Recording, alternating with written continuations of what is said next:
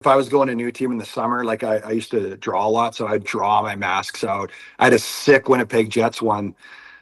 He had Eddie as the Grim Reaper from Iron Maiden. I had him all drawn up and ended up not signing back with Winnipeg, but that was a missed opportunity there. But I love the gear now with all the customization that they can do like online and stuff. That was kind of coming out where you could pick all the different color slots in your pads and stuff like that. But I love that stuff. That's what made me want to be a goalie, actually, was the gear. Because I played out till I was 11, and taking turns as the goalie whenever they they let the other guys play goal or whatever. And then the gear was I was just enamored by it. So I loved it. It was probably one of the best parts of being a goalie for me. I don't know if you remember it, Mace, but I remember the Reebok Premier Force. This must have been 2011, 12-ish.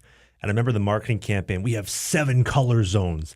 And I remember seeing them be like, oh my God, dude, I can do so much with 7 color zones. And now they're advertising 40 color zones, and you can do all these custom graphics on the stuff, which is so cool. And I almost feel like it was almost more special when you had not a lot to work with, but you made something really beautiful, as opposed to now you can do whatever you want. Actually, I think your boy behind you, Pecorino, I remember, I think he was the first one to ever do like custom color modifications on a Reebok set, which was the Premier 3s. And I remember he had like a custom navy colored gusset on the outside, and I thought that like dark color on the outside complemented the white roll to the pet. Like it just looks so good. Love it. And for the rest of my days, I always had the colored gusset because of him. I thought it looked so good. It's so good, and it doesn't get like halfway through the season, it's not like black with puck marks, so it's like it looks awesome. But that's what I think Reebok they wanted everyone to wear what people were going to buy in the store.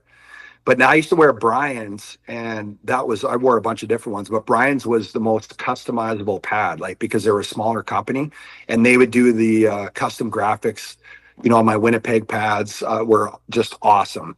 I actually gave them to the trainers after the season in Winnipeg, but they were just like anything you wanted, any kind of graphic, they would kind of mock it up and send it to you, and it was just so awesome to get that kind of stuff. Now it's just you can get whatever you want, but it's definitely one of the funnest parts. Did you have a favorite graphic you look back on? Because it's interesting you mentioned the Brian stuff. They still do the handcrafted, hand stitched, and all the beautiful retro looks and all the retro designs. Like even today in 2025, they still don't make them the way they did in the mid 2000s. And I remember the Brian's Beast, the Brian's Demon. I remember Gar Snow pioneered those. The Trevor Kidd, a la checkerboard Trevor Kidd, and the DX2s. Those are like just so many amazing designs. Was there one that stuck out to you? I know you went with the custom, but was there one where you're like, I want to do that?